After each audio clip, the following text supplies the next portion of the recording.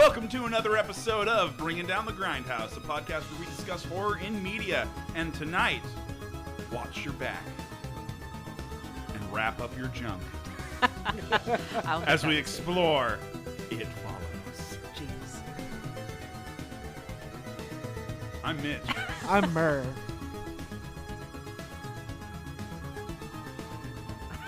Oh, I'm Justine. I was like, bro, it's literally you. Why are you staring at me? I don't know. You walked over so awkward. I thought you were going to go. I thought I was going to miss my cue. I'm Jonathan. Anyways, I digress. It Follows, the movie we're covering today, is definitely an original concept for a movie. Also, synthwave as fuck. Yeah. This is a dope soundtrack. I love the music in this movie. It reminded me of like Halloween and some others that had, it was like the 80s movies that had that background where it's like, yes, John Carpenter's been here. I was vibing very hard. It like took me by surprise because I wasn't expecting. Oh, yeah. It hit the spot. It's fucking good. I loved it.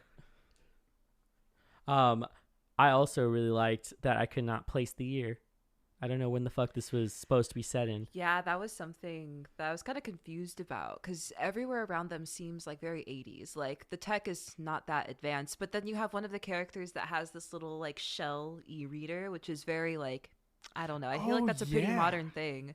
But that was the most modern thing out of it. Otherwise, like even the like soda, like the Coke cans were like the classic Coke cans. Yeah, the old design. They had like typewriters and shit. I think that's kind of what this movie was going for too, is sort of have like that 80s vibe going for it, especially with like the synthy stuff.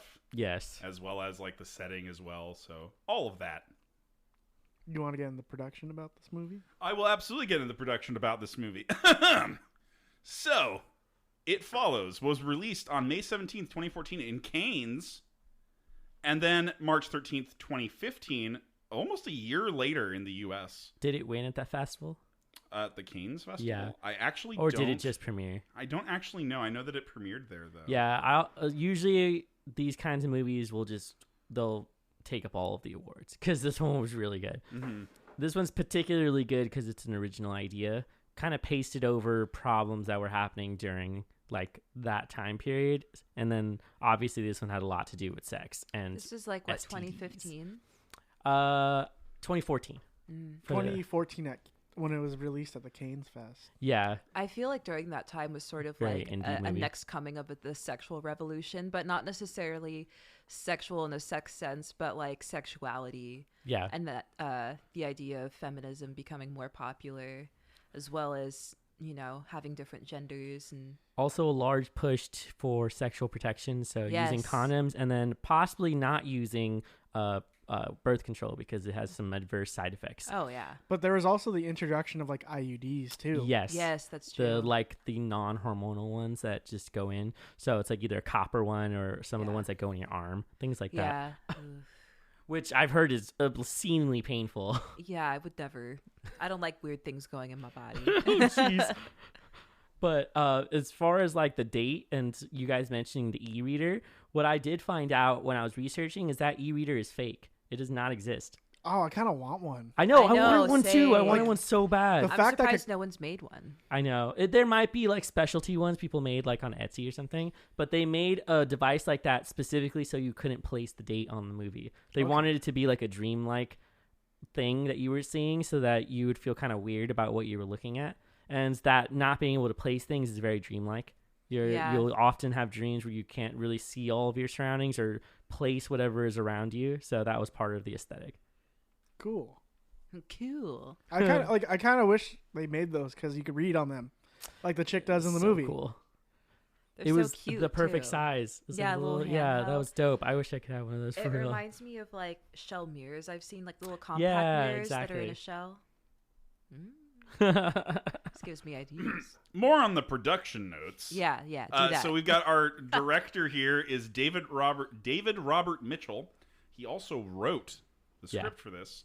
Oh, wow. There were a shitload of producers too. Rebecca Green, Lauren D. Smith, David Robert Mitchell was one of the producers. Yeah, it's an indie film, so it had a lot of people. David supporting it. Kaplan, Yeah. Eric Ramesmo, and P. Jennifer Dana Production companies were Northern Lights Films, Animal Kingdom, and Two Flints. The starring roles for this movie were Maika Monroe, who played Jamie J. Height. We also have Keir Gilchrist as Paul Bolduin, Daniel Zovato as Greg Hannigan, Jake Weary as Hugh or Jeff Redmond, and then Olivia Lucardi as Yara Davis. And I did not include all the actors that play the shape-shifting creature because there are way too many of them. Yeah, it really changes a lot. Yeah, it has like several forms that it could take, and then you also find out in the movie that it could take the form of people that you know and love. Yeah, that was great. This is one of those creepy concepts. As far as that, it'll never run at you. It's always a Very slow Michael walk. Myers. Never stops. Yeah, exactly. Michael Myers never runs at you. Yeah. But he will catch you. What I will also say before we close out the production notes, we got a budget for this film was $1.2 million. Box office, $23.3 million. Nice. Oh, Jesus. Nice. It actually was one of the highest grossing opening films in 2015 when it opened in the U.S. too. Yep. I remember watching this in theaters and then being very suspicious of people when I walked out. I mean, that's really something that it does really well is Yeah. it plays with that idea of paranoia. Oh, yeah. Because you're lingers. constantly scanning the backgrounds of every scene that you're in when you find out like what the thing is that's following her. And it's just like even if it's an innocent person just walking up to them, you're still like, okay, what's it gonna do now? That was the interesting thing about this, because I feel like the obvious allusion they're making is to STDs and Right. having this thing follow you around. It's transmitted sexually, it fucks up your life basically. But there's a lot of things that the fear and paranoia of having something following you can come up. Like, I just think about people with social anxiety and constantly observing their surroundings and Yep. being suspicious of the people that are trying to get close to them. Get that hypervigilance. Yeah. And then also, if you have ever experienced trauma at the hands of somebody else, being fearful of anybody that tries to get near you, what their intentions may be, who they actually are or not. Yeah, what angle are they trying to play? Yeah. Or if they even are. Mm-hmm. Also, you get weird vibes off the guy when he first takes her out. And he's like, don't you see that girl right there? Like in the yellow dress? And she's like, who? I don't see anybody. And then you get like the first idea of what he's talking about and trying to get away from. Yeah. So this is like somewhat a curse/ghost entity, I guess you could call it, but it's right. I don't know. They didn't really explain. They sort of just like, it's like kind of an unstoppable thing that comes after Yeah. you, but there's like rules. There's That like is the certain interesting rules. thing about this is like I wouldn't be able to place it in a specific category. It kind of like crosses genres because on one hand, being like a shapeshifter is sort of like mythical creature aspect, but then there's also this curse that's attached to it that it's passed on, which could also be like, I don't know. It's like a sex curse Wendigo. Yeah, it made me think Jeez. also Right, yeah. of like a succubus or an incubus because they are like, Yeah. sex demons, and having that aspect to it as well.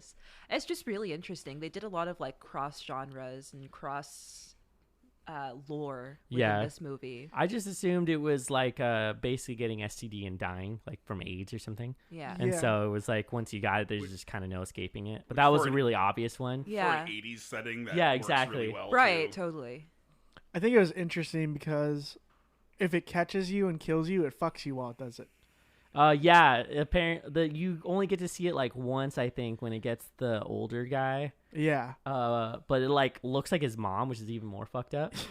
Oh yeah. So you're just like, oh, all right then. That was another thing that made me lead to believe that this thing might be like a incubus or succubus, is like oftentimes when they're described, they're like urinating, like often just like oh always yeah, that's excreting right. things, and this thing whenever it would get near somebody would be like urinating. Like you remember when The the girl girl. was in the school and there was that like crackhead looking chick that was walking at her, that was the shapeshifter, and she was just like pissing as she was walking. Also happens with a girl in the kitchen. Yeah, that's true. Hmm. So I did not know that succubuses are peeing everywhere. Yeah. They're That just makes always bodily fluids. That ruins all of my like demon women fantasies. Oh, Thanks. no. They're Well, all just thanks. peeing Well- all over the place. Like I don't know if I want that anymore. You have to consider that they're fucking so much, so they have to use the restroom afterwards. Yeah, Yeah. that's true though. Yeah, if this you're is gonna- also could be a result of certain STIs which cause urinary tract infections, which Ooh. make Yeah. you pee. quite a lot, and it burns. So that could be one of those things that they brought up just as like a side effect. So it's like the physical side effects of something that you might get. I think like the interesting part about this curse is you could pass it on to someone else. However, if they die, then it's coming back for you down the chain. Yeah. And if you die, it will go after the person that gave it to you. Yeah. So it's like, even if you do pass it on, you kind of are like still left with the possibility that it might kill you. Yeah, it could be 40 people up. It could be 2 people up. You don't know. Yeah, you don't really know. I kind of wondered like what the purpose of this was. And if it is talking about STDs, it could be like a guilt thing. Like knowing you pass something on to somebody else probably. and then something happens to them and then you feel guilty for it. And then, you know, the person before you that might have given you that then feels guilty for what they did. Maybe, maybe not. Who knows? But another interesting read I saw about it was people's guilt about having sex at a certain age because of the judgments that get placed onto people, especially women who are like, oh, you're not a virgin anymore. And like that stigma that sticks with you. There was this specific moment too where the girl, the main protagonist, she's talking to her friend, that like nerdy boy that was helping her out and stuff. And he said something like, or no, I don't think it was him actually. It was the guy that gave it to her in the first place. Is he was like, you just have to pass it on to someone else. You're a girl. It'll be a lot easier for you. Yeah, that's fucked. I was like, oh. And then that's where we're going with this. They like heavily imply at some point that she has sex with like 3 dudes on a boat. Yeah. And then they all died apparently because it still came after her. Uh-huh. So it's like you had that kind of thing. So there's also this sort of stigma about like possibly how many sexual partners you've had too, where people are not normally comfortable with explaining that they may have had more than just a few.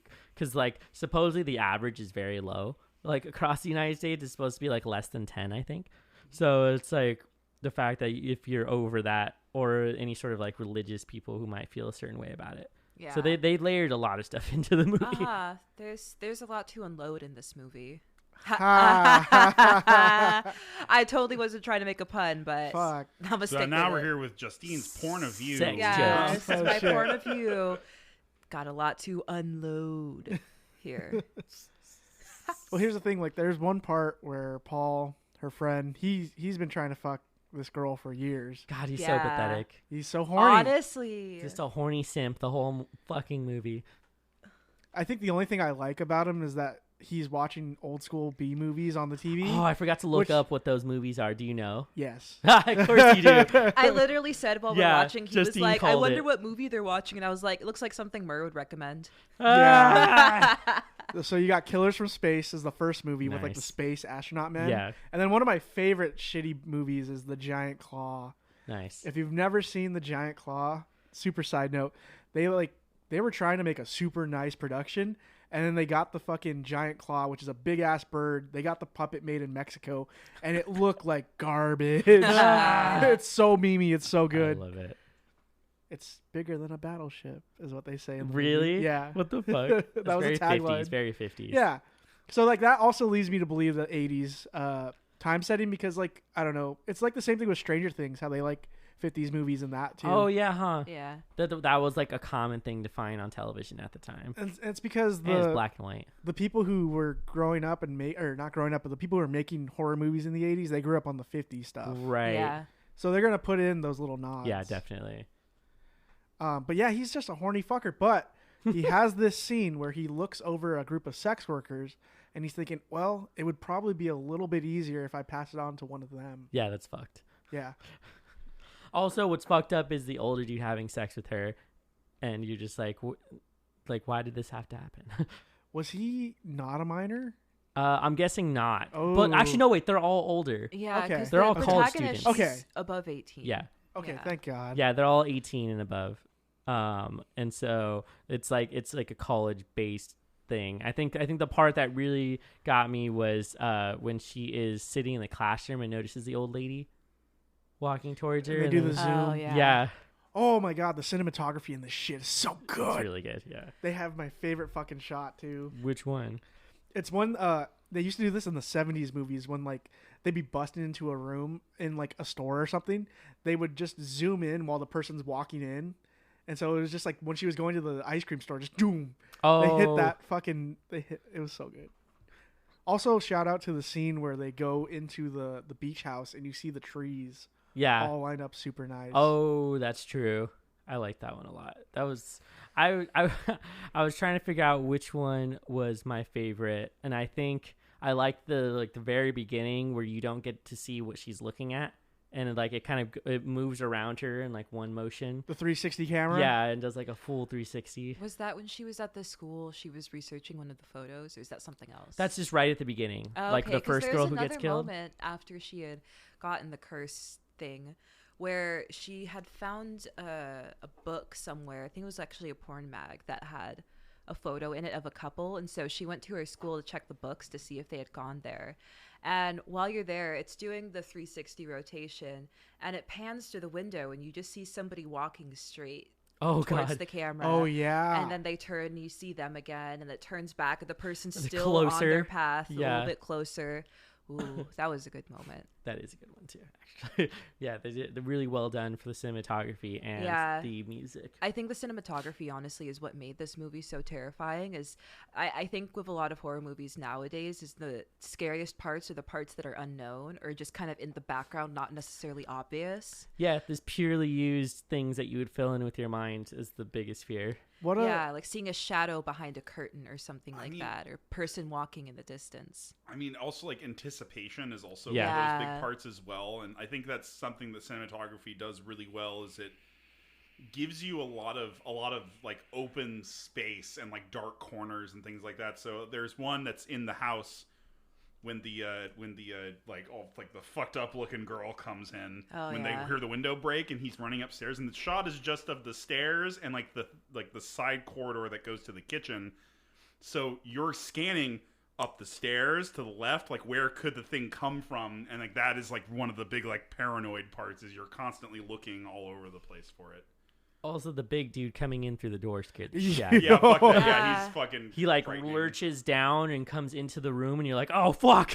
yeah. He's, Something that was interesting I noticed about the people it would shapeshift into is that it would change the person for a specific instance. Like Yeah. when they're at the beach and the thing busted a hole into the shed they were hiding in, was it turned into a little boy so it freaky could crawl little kid. through.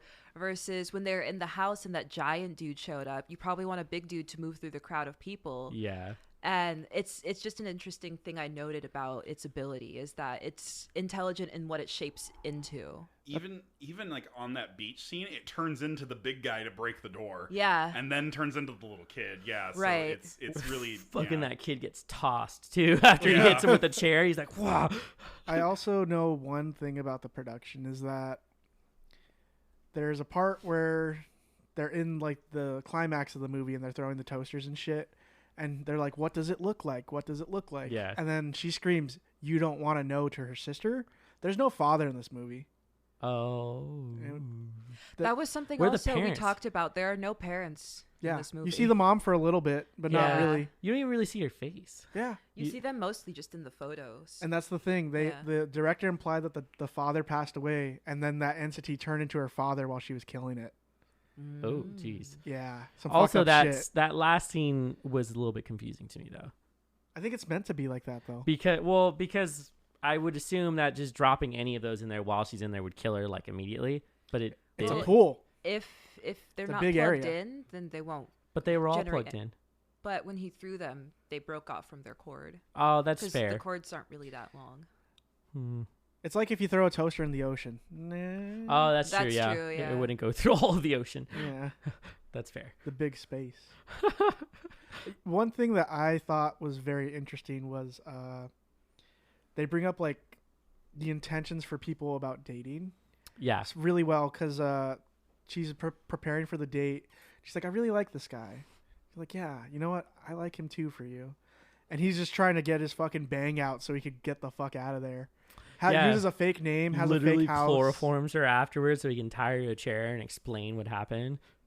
Like she's Hey, at least he explains what's going on. Yeah, instead that's of just just leaving her wild. in the dust. To be honest, but I yeah. feel like if she had explained it to the other people she had sex with, it might have taken a little longer to get back to her. But then again, it's kind of hard to explain that kind of thing to people, especially, when they you're... won't believe you. Yeah.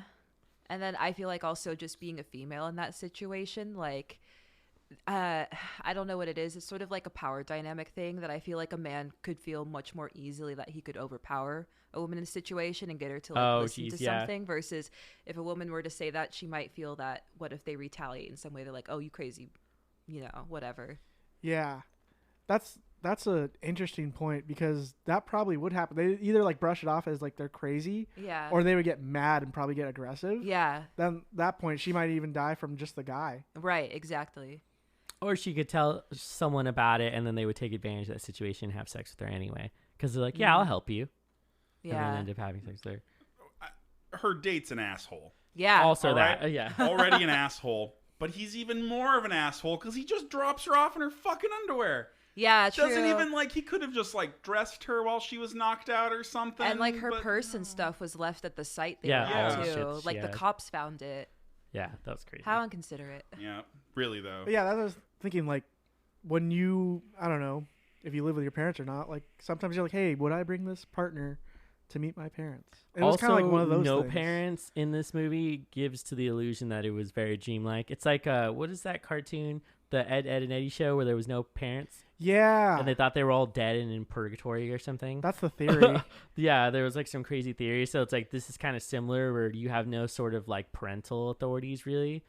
I think even like when they're in class, I don't even know if you see a teacher. I think there's only one teacher. And then all the older people are the thing that's chasing her. So it's like you have a weird illusion maybe to how people feel about aging. I was also thinking about something regarding the people that it turns into. What if the faces it turns into are victims of the curse? Could be that too. So what if that's why her father died? Because at some point he got the curse. What if he like cheated and got the curse or something? Whoa. Well, I was thinking like that it turns into like its former victims. Yeah, exactly. Right, Yeah, like yeah. I was thinking the same thing, that those all could just be manifestations of those. But Yeah. I like the idea of it be like the father in the past. Oh, geez. Yeah. It's like, yes, Shang Tsung. Now, It just keeps thousands of souls. Anyway. it's impossible to talk about this movie without the theories, Yeah. as in like how you would escape this fucking thing. Oh, yeah, this is gnarly. Because the thing is, these are college kids. They only have access to cars at this movie. Yeah. I kind of liked the idea. Justine had brought it up about Yeah. going on a boat. Yeah, because I mean, if the thing just walks, it's probably going to swim just as slow, and it'd probably take longer to would try probably- to fight the currents and Ooh, stuff. it would probably walk on the ocean floor. That's what I was wondering. Oh yeah, which would take them even Yeah. longer because the ocean floor is fucking deep. I Man. think there's like a zombie thing that did that too, and they thought they were safe, and then the zombies eventually made it Oh, yeah. after like however many years. And I was like, oh, But I mean, shit. you'd buy yourself significant amount of Yeah. time and then just boat to another side of the world and wait for Yeah. it to walk across the floor. A person had the theory you could take plane trips from Los Angeles to New York every 52 days. Yeah. It gives you enough time to get to an airport, checked in, and on a plane, and then you're in a different direction while it caught up to you. so constant. Or you could just stay in a plane the whole time. Like, how's it going to get up there? But when you're waiting at the what is it, the services, what do they Like the call them? terminal? Security at the terminal. Yeah. Like, what if it catches you at the terminal though? Right. Because you're stuck in customs. Yeah. And you can't. Oh my god, they're gonna call you a fucking. It's they're like gonna one- call you the T word. It's one of the fucking it's one of the cops there who's like patting you down. It comes in. Pats you down, cracks your Dude. neck.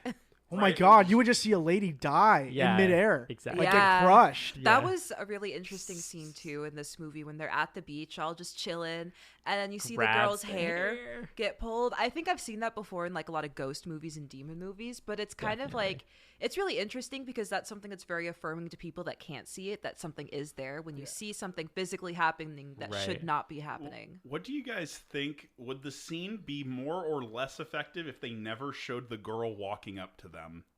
And then her hair just like instead of showing the girl actually, because you can see her walk up to her, so you know that it's coming.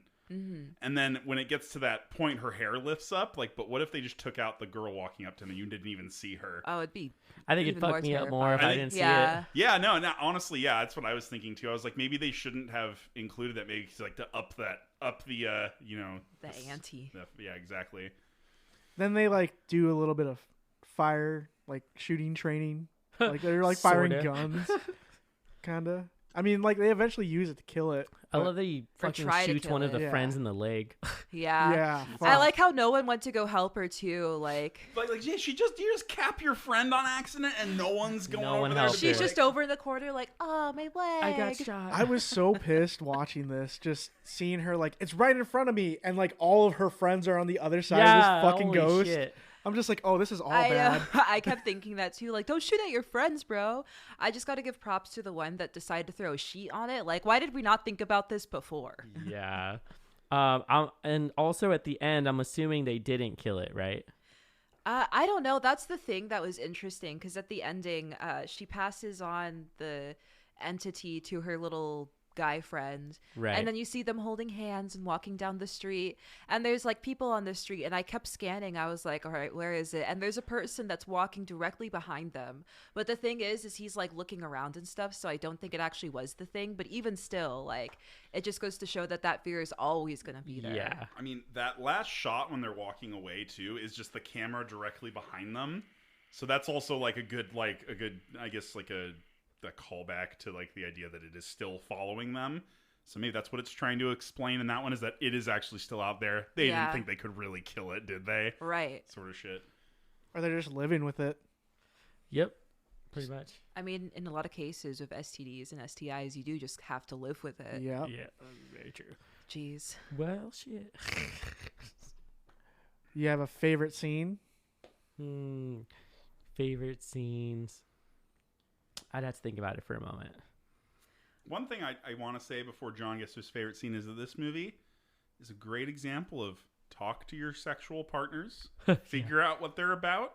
If they've got crazy succubus wendigos following them, don't follow them. Don't fuck them. Like, it just find out these things. Oh, this is like the don't PSA. have sex, you'll die. Wait, I have to give my point of view first. Oh, go for I'm it. so sorry. Yes. Is Yeah. it that the mom was hot? She wasn't even in the movie. Excuse me? Okay, go Wait, on. so it's the lady that kills the older dude. I'm convinced that's his mom. That was totally his mom. Because Oh, that mom. What the Yeah, fuck, that mom? mom. Okay, I thought you were talking. Is it that the I- mom was hot? That's all I'm Okay. asking. Yeah, she was hot. Did you think Yeah. she was hot, Mitch? I thought she was pretty hot, yeah. All She's right. a hot mom. We like brunettes in this chat. Hell yeah. Oh my we god. are fans. Jesus. Yeah, I guess there is a fucking crazy ass sex scene on that, but I think it's just, God, wear like protection because it'll kill you. It's like, yeah, it's literally just sex. Don't have sex or die. I don't know. I thought I would have something more original for this, but the movie is literally all about sex. What do you expect from me? True. Everything in this movie is a porn of you. Actually, there we go. Raw is not law today. Oh my god. I hate it. I hate it. No raw dog in here. Jeez. So, what was your favorite scene? It's I'm really trying to think of which one was probably the best. I really liked the old lady coming to scare her in the school, but I also liked the random scene of the girl who has the little e-shell reader, who's just like, oh, you know what? I got an idea, and then she farts, and she's like, it got away from me. I was just like, this is a great comedic moment in the middle of such a drab movie. Like, everything is so, like, the color seems like it got taken out of it. And it's like, it had such a specific color palette. It's like that faded, like, pastel colors you see in the 80s. And that's what they decided to do, like, for the whole movie. So it was interesting.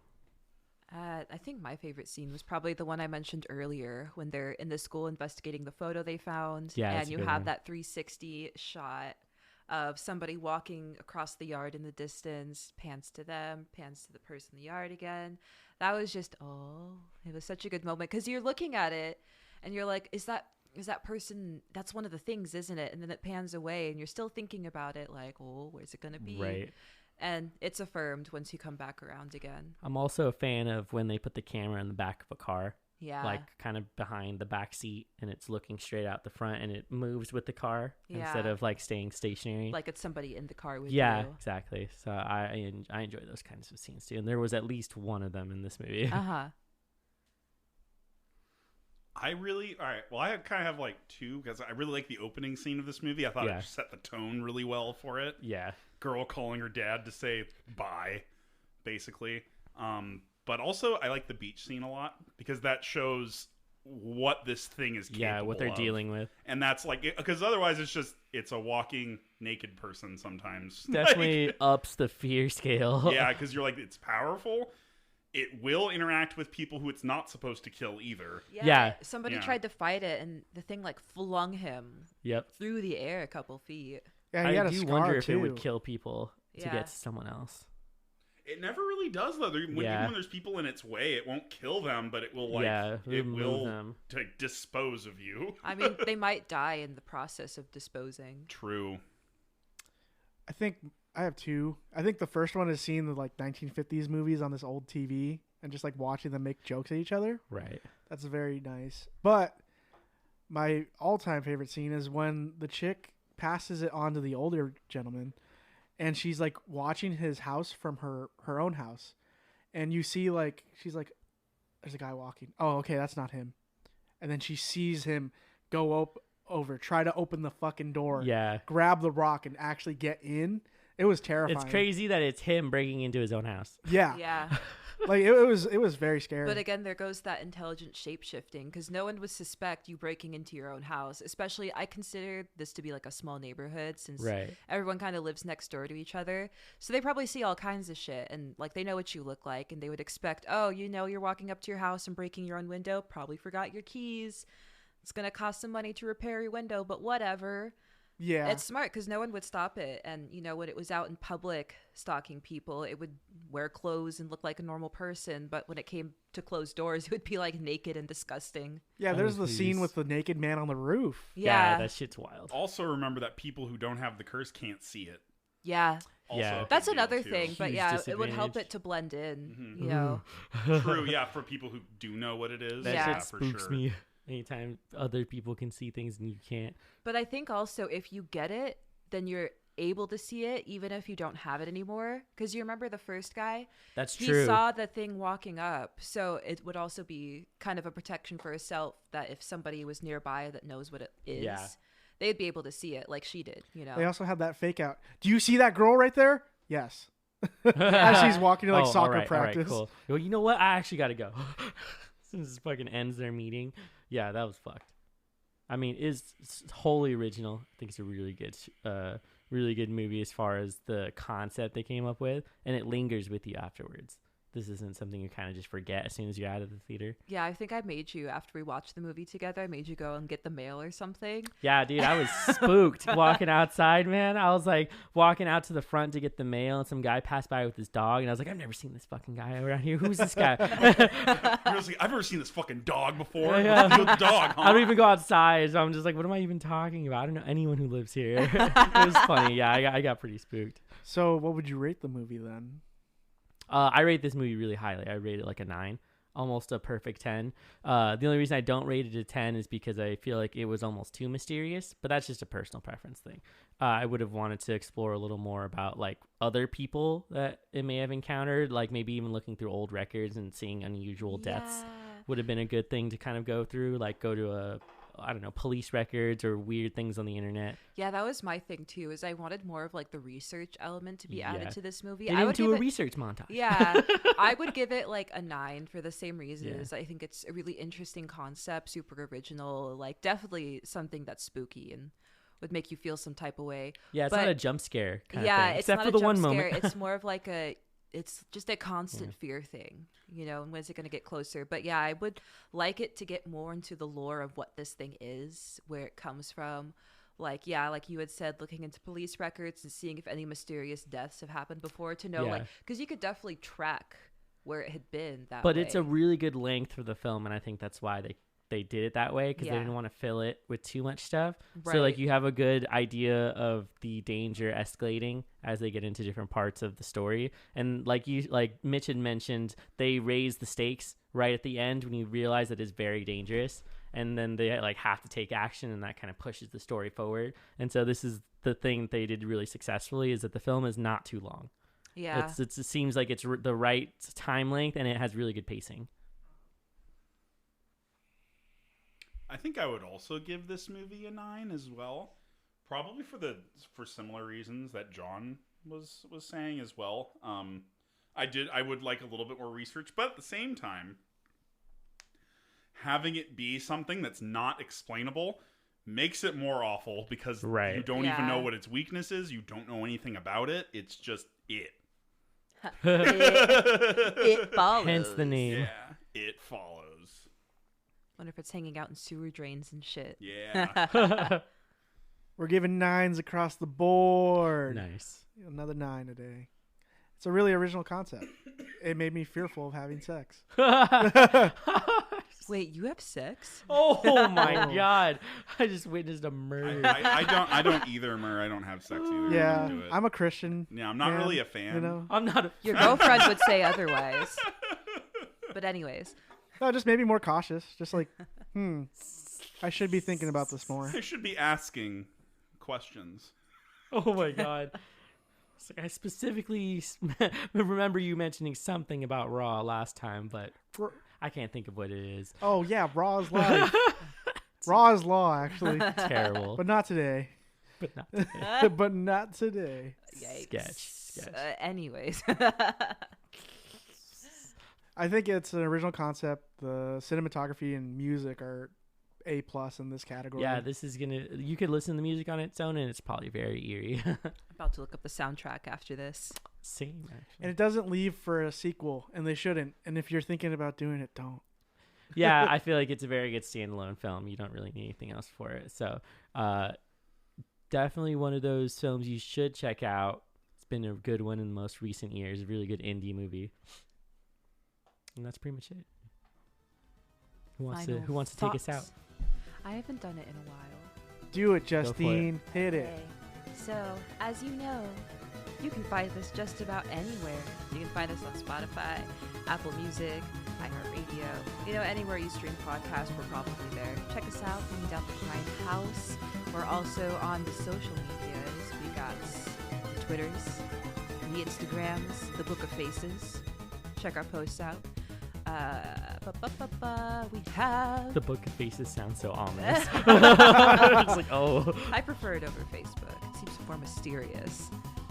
Fuck Facebook. But anyways, we are on Patreon as well. Check us out on Patreon. Send us $2 and get access to our content and all that good stuff. We also have merch. We got your hats. We got 2 types of hats. We got the trucker hats and the dad hats. Oh yeah. Get your caps. Look fresh. We also have the t-shirts. Check them out. They're looking fabulous. I'm sporting one right now. Nice. Looks nice. good. Hell yeah, I feel swaggy in this shirt. And yeah, send us some love, send us some recommendations if you are a Patreon subscriber. And yeah, thanks. I'm Mitch. I'm Murr. I'm Justine. And I'm Jonathan. Thank you.